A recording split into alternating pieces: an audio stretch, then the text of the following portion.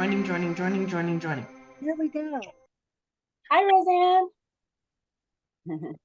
All right, here we go. Opening up. Look at there. Eric, long time no see. And actually, I know how busy you are right now, so I'm really glad you actually take the time to come to our Coffee Connect.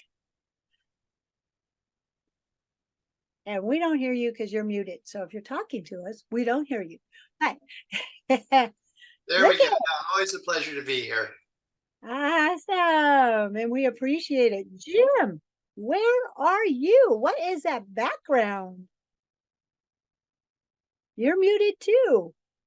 Hey, everybody's being quiet today. There we go. Sorry. Yeah. Well, I'm in my shop. My wife is hiding in the background. I'm trying to make some travel arrangements, so I'm going to be muted for a minute here. Okay. Okay. Hello to your wife as well. By the way, we did see her.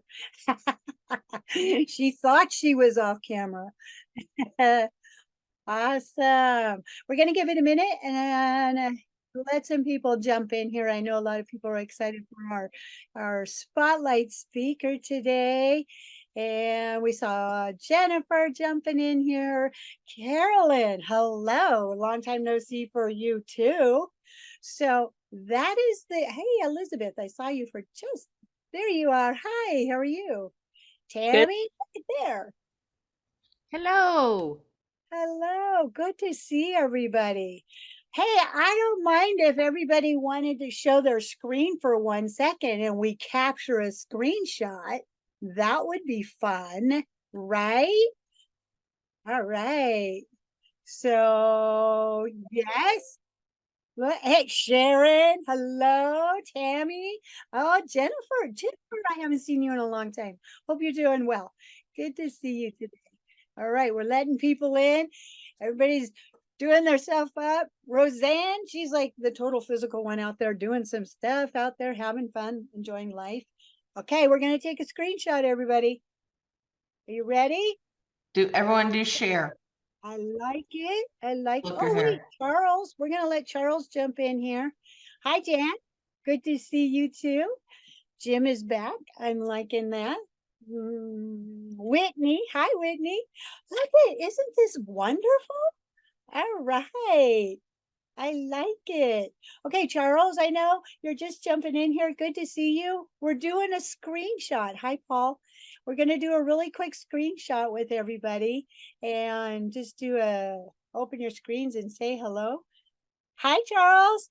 So FYI, I've been trying to get Charles to come and be on here. He's got some great stuff to share with us. So he's going to be coming up here pretty soon too.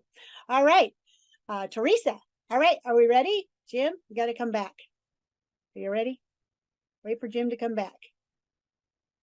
Oh, look, we got Johnny coming in here. Okay, there's Jim. Okay, we're going to do that screenshot. Everybody had to sit here with their screens on for a while, right? Okay, print screen. Ready? Smile. I love it. Was I the only one that did the screenshot or did other people do it too? Just curious. Anybody else do it? How do you do a screenshot? Yeah, sorry, no clue. Okay, well, I don't know about your computer, but it's Windows and print screen for me. Oh, that's what you did. Well, I could do that. I thought you did a magic Zoom thing or something. Or you can use the snippet tool, but that takes a couple. Oh, Exactly. love that thing. Oh my gosh, I'm in love with that snippet tool, right? Yeah. So who did it? Do we need to do one again, or did everybody get that? But you'll just share the one you did because it was probably perfect. Okay, because everybody was smiling just right.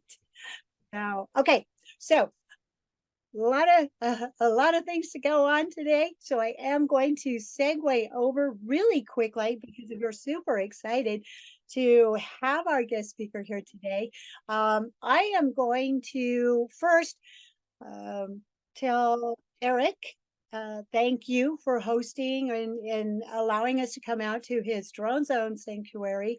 So that was, yes, Carolyn. I agree. We had a wonderful time, wonderful place to fly. If you are looking for a place to go out and just spread your props, spread your wings, and not have to worry about anything. Open space. It is a great place. It's a drone zone sanctuary. Eric Hanscom has all the details about that. He allowed us to come out last weekend. It was good. Not only that, Stretch your legs. what? You want to stretch your legs. Stretch your legs. There you go. So reach out to him if you have any comments or questions about it. And I believe Carolyn is going to be writing an article about it. Maybe I'm going to Ooh. kind of touch bases with her. I saw on a couple that. of photos. Will there be more photos? Yes, Okay. lots to come. Awesome. Really good place More- to go out and fly. More pictures So, and videos also. what? More pictures and videos. Yes, yes. So thank you, Eric, for that. Another thing that I want to mention is the San Diego Drone Pros. We are doing our meeting, our monthly meeting. It's the last one for this year, and I'm going to put a link in there for that. Really good one this week. It's coming up tomorrow night, and it is about the Dirty Dozen. And if you don't know what that is, you need to come so you can hear about it. Also about getting ramp checked. And boy, isn't Jim awesome about sharing that. And then also what kind of documentation do we need? So I'm gonna put a link in there for that. Okay, you can register because everyone is welcome to come. Then one last thing, and I know it's kind of been a long morning here and I'm already chatty. Sorry, I'm excited for our guest speaker. So I want to talk to you about our holiday party, right? We're coming up on the last event for the year, which would be December 19th. Wow. All right. It's already here. Can you imagine? And so I'm trying to get No. ideas. So I'm trying to get some ideas. If you have ideas, I have some thoughts. If we want to do giveaways, if anybody wants to support and has something that they may want to contribute, and because we always love the giveaways and all that type of stuff. So that's coming up on the 19th. That'll be the last one for the year. I'm thinking already, maybe we'll do some sort of a crazy hat and maybe switch out our backgrounds, right? So, all right. So with that, I want to segue over to our spotlight speaker for today. I am very excited to have Chanel on here, and I will first make her spotlight for everyone. Hi, Chanel. Okay, there we go. Everyone, hi. Thank you so much for this opportunity, Desi and Women in Drones. I'm so excited to be able to talk to you all, and I feel like this is such an honor. Thank you so much. Well, we are excited to have you. So I know you have a great presentation in store for us, and we're going to be talking about doing video editing and such like that. I would like to first get a really quick chat going on. Who does their own editing, or who wants to not be doing their own editing, right? Throw that into our chat. Chanel is going to be doing a presentation, and then we'll take Q&A at the end. And so I'm excited to hear, because I'm one of those that I think, right, like does not want to edit, but does. Right along with you, right there. Awesome. So Chanel, thank you for joining us today, and I will hand it over to you. Awesome. Okay, so I'm just going to share my screen here. All right, can y'all see that? Yes, perfect. Okay, great. So this is me, Drone Design Media. And let's see here. Okay, so a little bit about me. So I'm a freelance licensed FAA Part 107 UAS drone pilot, VO, cinematographer, photographer, video editor, graphic designer, blog content writer, artist, silversmith, and maker of fine jewelry and miniature collectibles. I got my start in video editing for a film studio that produces high-end wedding videos, luxury property listings, and documentaries. And then I went to school for graphic design and media technologies. And so I learned the Creative Suite, Adobe Creative Suite, and then how to edit in school. And then I got certified from Grossmont College for drone cinematography and drone technologies. And then I also added to some of my UAS skills by getting training through Embry-Riddle Aeronautical University for transmission line inspections, cell phone tower, communication tower inspection, sports pole lighting inspection, all that kind of inspection with the larger size Matrice drones. And then we used apps like Litchi. And then I shot and edited drone footage for commercial real estate, and then did some drone footage for the entertainment industry for such clients as Netflix, which was a lot of fun. I've also edited commercials for network broadcasts that have aired on television nationally. I've had so much fun on these projects, and there's a lot more that I'm looking forward to doing soon. And so I became interested in drones because they're a flying camera that allow me to tell a story through stunning visuals. And then I can put all that together in a cohesive story and engaging video. So this is something I'm passionate about doing. Whoops. I'm gonna go back a couple slides there. And so what I would like to do is I'd like to, if I could get your help with a little survey here. So I'm gonna go back to slideshow. So maybe you guys could help me. I'm curious, what types of projects are you guys working on? And then what do you specifically need help with? If you could drop that in the chat, and then at the end of the presentation, we'll do a little Q&A.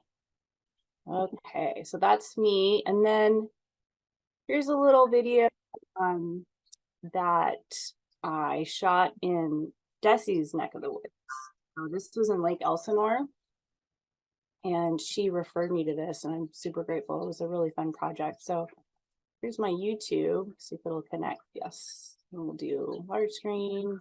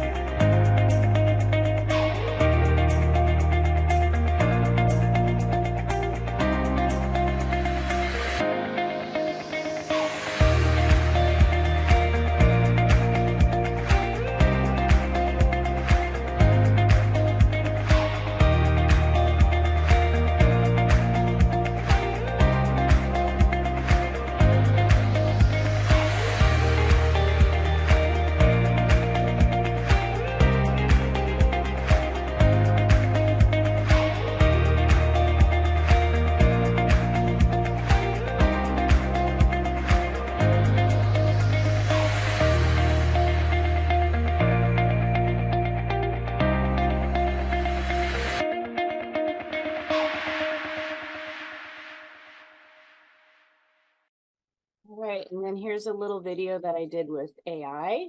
So this was super fun.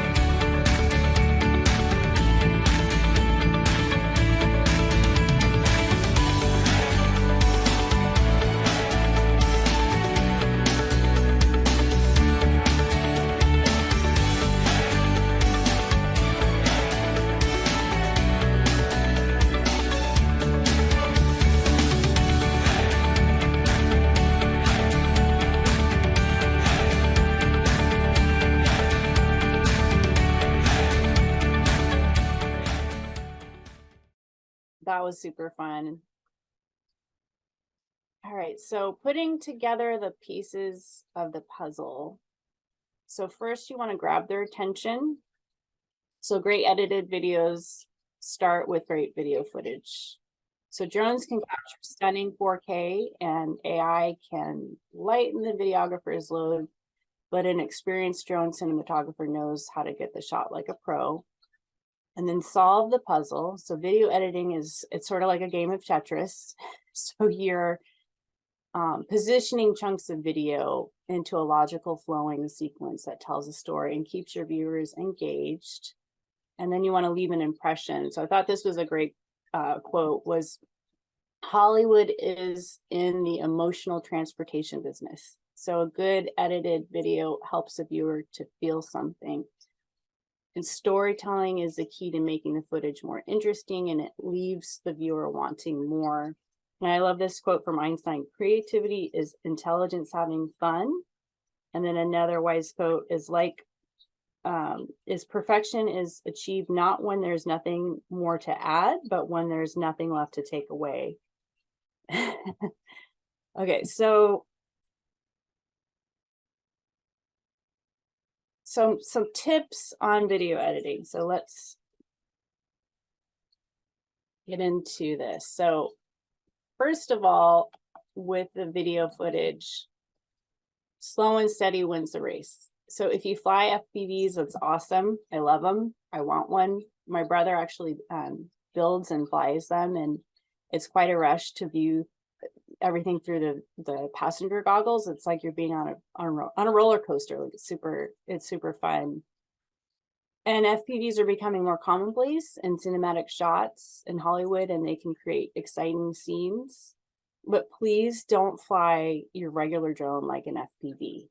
So you want to make sure that the shots are really steady, slow speed, try not to break the shot, meaning if you're in a shot doing one movement and you turn your gimbal sharply or you move suddenly, it'll break the shot and it doesn't look consistent and smooth. So the more that you do that, the more it'll look cinematic. So think of the drone as like a floating dolly, like you keep it on that same track. And then remember to keep it straight and even, because this is what we're used to seeing. And so it doesn't distract the viewer. So for example, you want to pan left to right, forward, straight, back, in a consistent line. And then don't move your gimbal around 360 in the air, because it looks like a weird, like almost like a mosquito kind of looking around. And then shoot at midday or overcast if you don't want long shadows. People love golden hour. Sunsets and sunrise are really great. And then auto settings are really good. Sometimes it's better to just keep the DJI AI settings instead of trying to do it yourself manually. And then you can experiment with all the different presets, but try to practice as much as possible with the sticks. And then for free stock footage, if you need stock footage, you can try Pexels or Envato, or Epidemic Sound is really good too for music. Okay, so getting into a funny story really quick. So my brother and I actually got into drones simultaneously, and we didn't know it at the same time. And so I don't know, it must be genetic, but so my brother's wife refuses to watch my brother's FPV videos. She said, I don't make you watch me videos of me shopping, do I? So I think it gives her motion sickness. But yeah, so I love it. I really would love an FPV. I think they're great. Okay, so some of the essential tools that you need, if you're gonna get into video editing, that you need, a computer that's gonna be able to handle the program and not shut down constantly on you. I don't consider myself to be a tech person, so a lot of you probably know more about computers than I do. But I would just say do your homework and make sure you're getting your money's worth. It's really important to get something with a lot of RAM. The more the better. And then something that has a lot of processing power. I use something with Ryzen. So this is a Victus. I don't know if you can see that, but this is a really heavy, super duty, awesome. I love it. And then obviously storage, because 4K eats up a lot of memory fast. So get something with a lot of storage, or get, you know, a good external hard drive, at least a couple terabytes. And then a graphics card really can help. So this one it has an NVIDIA graphics. So there's a lot to choose from. Macs too. That's a whole other world out there that can be super good for video editing. So, and I've used Mac too, and they're great. Okay, so get familiar with the two industry standards. So I was trained initially on Adobe Premiere Pro.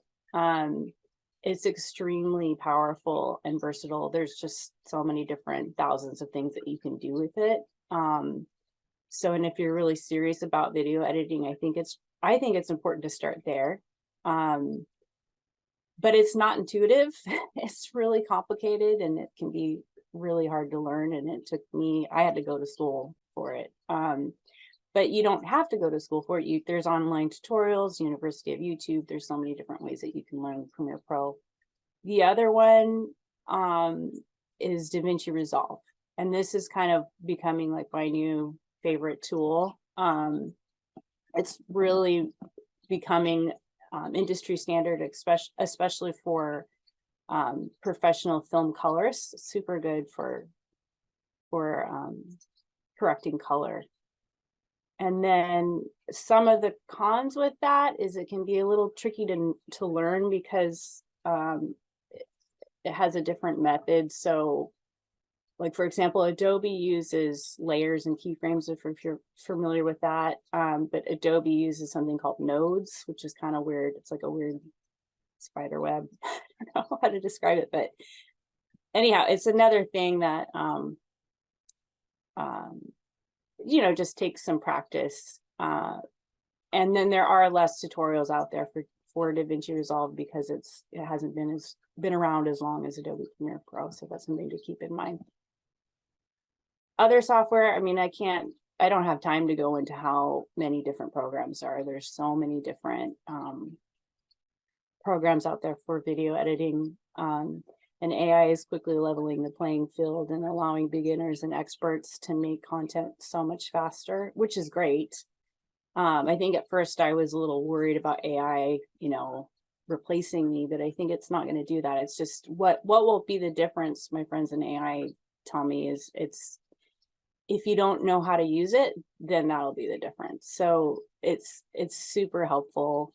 I love ChatGPT is like my new favorite thing. But it's just, you know, it's constantly, steadily every minute advancing. So other editing software to note is Final Cut Pro, iMovie if you're on Apple products, Movavi. There's so many different ones out there that you can use. Okay, so set yourself up for success while you're filming. I'm gonna see if I can toggle this so it's not like hovering. There we go. So shoot only what you need. Plan up front what you want to cover. You know, have a game plan. And then edit while you're filming. So try to shoot your video from start to finish in the order that it'll be edited. This will really help. And then leave editing instructions in the footage if you can.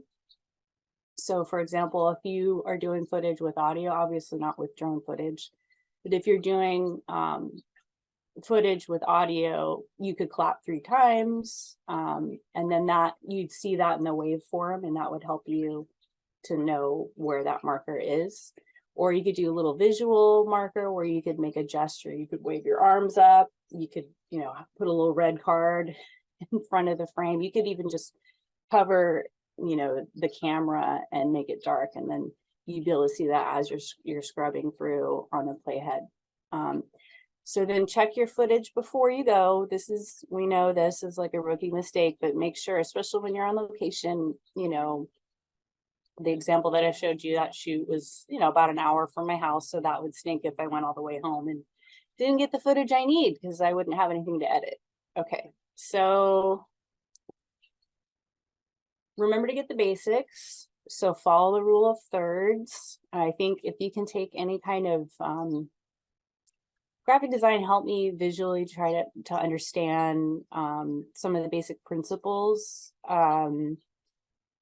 So, but you know, this is a basic follow the rule of thirds. So use a grid to keep your subject in the center frame and make sure that rule of thirds, it just makes everything look more visually pleasing. And then I like to get a background, foreground, and a close-up. And so this looks really nice when you're doing a video intro, for example, if you kind of start with the larger foreground or background, and then a little bit closer up with the foreground, and then a nice close-up. And then get the essentials, so like straight to left, like you're reading a book. And again, that consistent straight line, or moving forward in a straight line or backward in a straight line, flying over your subject and then rotating your gimbal down. Orbit. Element of surprise, like flying over a bush or a tree, and then it reveals something larger. And then experiment. So, you know, there's so many different movements and camera angles and shots that you can get. So I suggest, you know, using the sticks and getting creative, but smooth, no herky-jerky movements or camera shake that'll distract the viewer. Okay, setting up your project. This is really important. And this is, again, something I didn't do in the beginning, wished I had. But when you're working with video, it can get complicated really fast. So if you start yourself up organized, it's gonna save you a lot of time. So start with folders, for example, footage, graphics, audio, screen captures, draft files, completed video, B-roll, etc. And then you want to import all your assets for your video into your software. So for example, your video footage, I like to write down the DJI clips I want to use because they're, you know, usually they're marked with some weird number. So I'll write those down. And then like I'll use it in my notes, my audio notes. And then your audio, your screen captures, images, music, etc. And then you create a new timeline. So you drop in all your video files into the same sequence. This is super important. Make sure your project is configured to match the camera settings that you used while filming. It'll really mess things up when you go to export if you don't make sure that that's correct. So for example, your resolution, 4K or 1080p, the frame rate, 30 frames per second, 24, etc. And then you want to sync up any multi-camera or external audio tracks. So getting, you know, all this stuff out of the way up front is going to save you a lot of time and headache. And then edit backwards. So I think this is really good. So another thing I wish I had known when I started, but so start from the end of your timeline and then work your way back. I know it seems kind of counterintuitive, but sometimes, you know, the best takes are usually the last ones you shot. So it's kind of like the first pancake rule where the first one's not great. So you just got to keep going. And then look for the markers that you left when you were shooting, if you put those in there. Use keyboard shortcuts. So play, rewind, and stop, JKL, space bar to pause, the playhead, etc. So, and I don't have time to get into all the shortcuts, but you can look those up. Yeah, Control Z got me through school. That's Control Z, Control Z, Control Z to delete or yeah. So it's great. And then create a duplicate of a duplicate copy of your timeline. So this is really important to have that backup, especially when you go in for revisions and the client, you know, they'll want more revisions, and it's just nice to have that copy just in case. And then add all your audio files to the project. So your music, sound effects, if you have voiceover.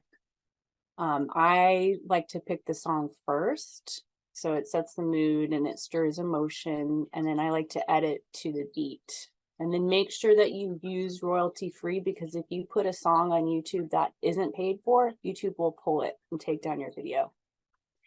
And then look for the markers that you left. Build out the story, reposition any clips that are out of sequence into a logical position in your timeline. And then make sure there's no jump cuts. So that means like not putting two similar looking clips together, or unless you have like a talking head. But if you want to make sure that your clips that are next to each other are different, so it doesn't look jumpy. And then keep building out the story. So here's where your video really takes shape. It's an iterative process. It's just constantly refining it. You continue to make tweaks and adjustments until you like it. But remember to put a bow on it and leave well enough alone. And then you want to add in any text or graphic elements in your video. So creating video animations and graphics. And you can do this in Adobe After Effects, is really great. And add in any video effects or transitions. Make sure that the transitions are smooth. I'm not a fan of really weird transitions like the spinny kind or like page turner. I just feel like it dates your videos and it looks weird. So I like just like a crossfade or something simple, or just a regular cut. So, and then you want to set your audio levels for all the audio tracks. So make sure all the audio is correctly balanced and sounding right, not too loud or jarring. Broadcast has its totally different set of specs that is extremely complicated, and I won't get into that. But yeah, YouTube is kind of like a wild, wild west with audio, but for broadcast, it's very, very specific. And then apply any audio effects. So apply any desired fades or transitions. I like when the music kind of fades out. So it's not like stops abruptly. And same thing kind of, when you start to play the video, it's not jarring. And then make sure your background noise isn't distracting either. You want to make sure that that's taken out or lowered. Okay, and then this is one of the last things you do, color grade. Please, please, please don't do this at the beginning.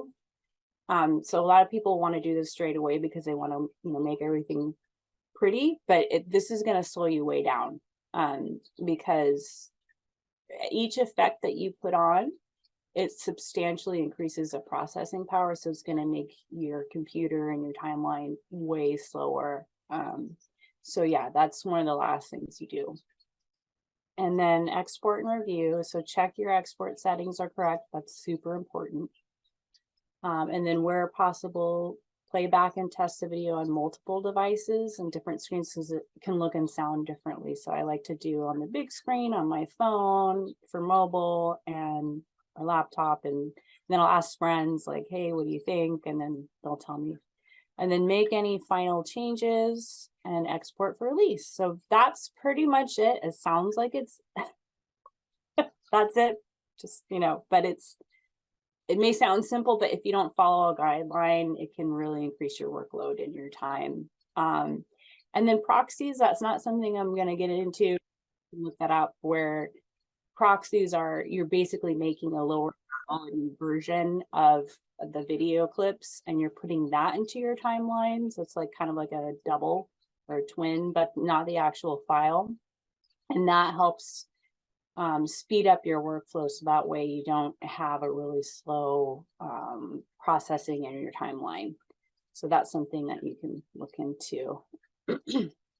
Turnaround times, like that's kind of a loaded question, but it depends. I don't know. I've talked to some realtors that are like, they want it that night or the next day.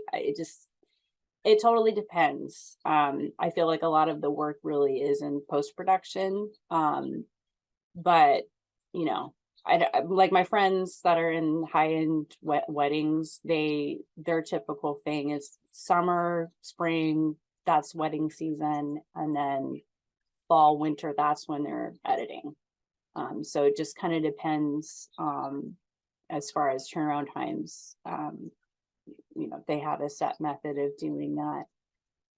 Studio films, that could vary from 8 weeks to 8 months. Again, it just kind of depends, but you know, you can have a faster turnaround, but it's going to lower your quality. So it's like you kind of get what you pay for. If you have more time to spend on a project, it's gonna look a little bit better. And then some final thoughts. Side note, I probably could have pick a song as number 1. So it's the editor's job to get the viewer to feel something, and music is key to this. And you want to make sure you edit to the beat of music. You can look at the waveform and see kind of like where it spikes and then cut to that. The song pushes the viewer's attention. And then you try to tell a story that has a strong beginning, you know, get their attention, good middle to keep their viewer retention going, and then end strong. You know, you want to leave them wanting more. And then here's key: never assume that spending more time on a project means that it's getting better. So this same principle applies to other creative projects. So like when I paint or when I draw, you know, if I walk away for a day or so and come back later, I'll notice a few little key things I didn't see, you know, earlier that I need to tweak. And this is really key. Remember to leave well enough alone. You know when to stop, to put a bow on it. Sometimes you can make it worse if you just, you know, keep hacking away at it. So I'm still learning, but I'm having a lot of fun showing you guys what I've learned. And, you know, it's all trial and error. So thank you all so much. And final question: what if you don't have the time or the desire? Video editing can have a really steep learning curve initially. There's been many nights where I've been up till 2, 3 a.m. in the morning, you know, on YouTube, because there's some troubleshooting thing that I needed help with, or on different forums. Okay, please help with this. So if you have a large workload and don't have the time or the energy, maybe it would make more sense to have, you know, to contract that out to an editing service, you know, so that way you can concentrate on other important tasks for your business.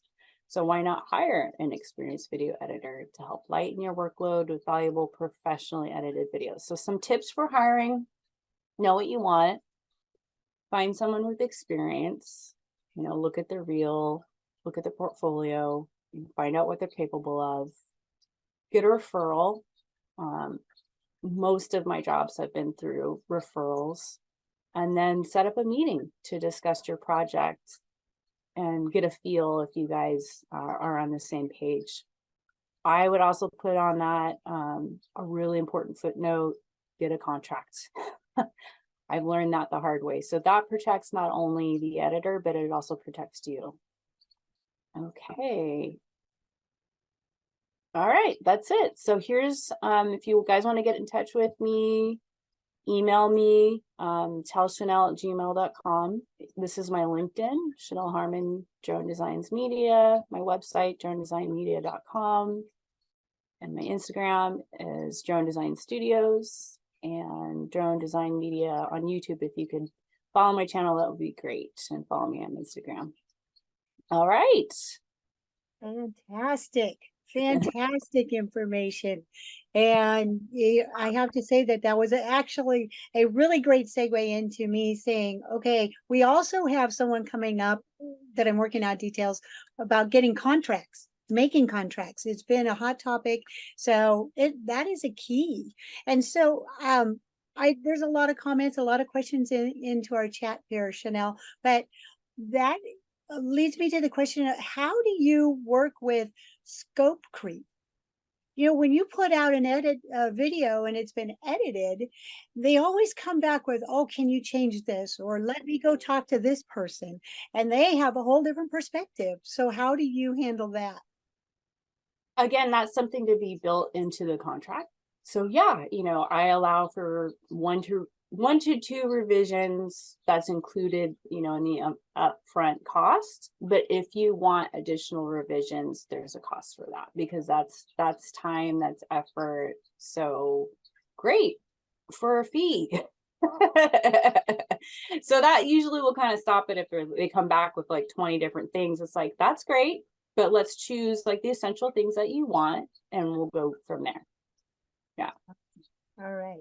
So I'm going to have to scroll way up because we have a lot of conversations going on in the chat. But the one before I go, couple that are in here is one, Jim asked, can you put the contact information into our chat? Just Yes, fabulous. And then, yes, we are going to be doing contracts in the future. Roseanne asked about some tips on how you develop your style. I love watching YouTube videos and Instagram. There's just so much creative content out there to get inspired. Beautiful cinematic movies are inspiring, really good directors out there, really good cinematographers out there, or just even going out into nature with my drone. Sometimes it's like, it just doesn't capture it. It is so beautiful. And when I travel, man, there's so much that's inspiring and beautiful that I wish I could capture it all, and I'm trying to. But so that keeps me inspired. Awesome. So also Jim had made a comment about why he would like to hire out his video editing, and one of the things that I have found is that, and you hit on that as well, is we're focusing on getting the job done as far as doing our flights and our paperwork and documentation, all that kind of stuff. Now you put that whole editing element into it, and it is time consuming. And so having an opportunity to send it out. And so if someone was to send you their material, how does that work? What does that workflow look like for you? So you could send it through Dropbox. So that would be great. Yep. And then, yeah, so there's also WeTransfer is good to, I think up to a certain amount is free. And then, yeah, send me your notes. First, we would have a meeting and discuss what it is, what your vision is, and then go from there. Awesome. All right. All right. Caroline said, Carolyn, thank you. Said about the turnaround times. You had made a comment in there about those turnaround times. And it's one of those things you always want to do a promise of a little and deliver a lot, right? Exactly. You don't want to overextend it. Right. Yeah. You want to give them more than what they expect. Yeah. Yeah. But also have a boundary there where I notice that some clients, if I don't know how to describe it, but you get what you pay for. So, if they're expecting a whole lot for very little, that's a client that I'm like, okay, this is a one-time client. But the ones that, they appreciate a job well done, and that, and you want to give them your absolute best, and, those are the best clients. And yeah, they're generous, and so am I. And it's a great thing. Do you have a recommended links of a video that you would suggest when you're trying to put a project together for a client? I like a minute video. I think that's a good amount of time. Anymore, it's kind of hard to say. I think our attention is, with TikTok and Instagram Reels, and I feel like I have undiagnosed ADD sometimes, but our attention spans are a lot shorter. So if you can keep it short and sweet, I think that's good. But it just kind of, again, it depends on the project. So if you have some really beautiful footage and you have, like some luxury listing or something, and it's a $23 million job, you don't want to necessarily have just a minute. You want to show all the features. And again, that's hard as an editor's job to get all that in there, but maybe 5 minutes. It depends. You can do a full feature film on stuff like that. It just kind of depends. But I like a minute generally is good. No, no. So that's funny that you say that because I had actually typed into our chat that I have shiny object syndrome, and so I move on. I move on so quick. And so, and it's kind of funny because I was working with Jim on a project we're doing, and I think I had that with him. Wait, can you repeat that, please? Totally. Yes. So yeah, you wouldn't want them too long or individual clips, and so you want to keep those short where that attention span is just compelling. You don't want to have them scroll to the next. You want to keep the viewer retention as much as you can. Yeah. Jim said for us, timeline is subject matter specific. That would make sense. And then obviously size of the project, the scope of it. I Or think. size of the budget. Exactly. Very, Yeah. yes. That's very important. Oh, so I'm going to scroll back up. If anybody has any last minute questions, also take a screenshot because she's got all her information up here. I'm going to take down the screen here in a second. So if you wanted to contact her, you did put your information in here, correct, Chanel? No, let me Okay, go. you want to go ahead and do that, and then take a screenshot because she's got it all in here. Her website and everything is in there, and I'll drop that down here pretty quick. And so we have time for about maybe one more question in here. If anybody wanted to reach out, I apologize if I missed any questions up at the very top. So if we missed one, I did find one. I told you there was a lot of scrolling going on. Teresa had asked about combination if you're using a DLSR or DSLR or drone footage and combining all these things in there. What is a configuration that you might want to suggest? Sorry, I was just putting in my email into the chat. Okay, so could you repeat that? So if you're combining different types of image capture, such as from the DSLR, the drone and such like that, what do you recommend for setting up for a project? So it depends on that first clip that you load into your timeline. You start with the 4K clip. Sorry, that's my timer. If you start with the 4K clip, your entire timeline needs to be 4K. Does that make sense? Yes. So that's so important. I've done it wrong and it does not work. So just make sure that whatever you start with will be the rest of your timeline for your settings. All right. So hopefully that answered questions. If not, she's got her email information in there. So if anybody wanted to reach out and connect or said, you know what, I am done. I really want to move on and just do my work, get out there, maybe even cultivate the business some, not worry about the editing. Chanel is available. How perfect is that, right? Awesome. With that, I'm going to drop the screen down right here.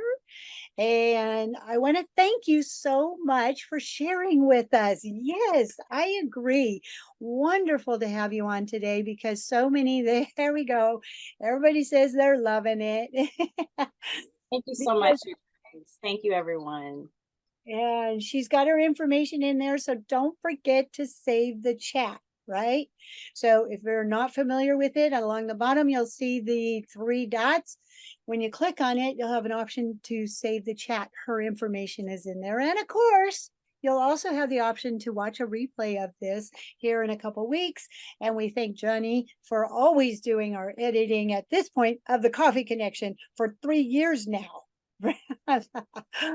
Awesome. Well, thank you, everybody. And we love our Tuesday mornings. We totally appreciate you being here. Thank you so much. Chanel, thank you for joining us and sharing those tips and tricks with us. And we hope everybody has a wonderful week. Thank you so much, Destiny. Thank you, everyone. Happy to be here. Have a great day. That kind of wraps it up.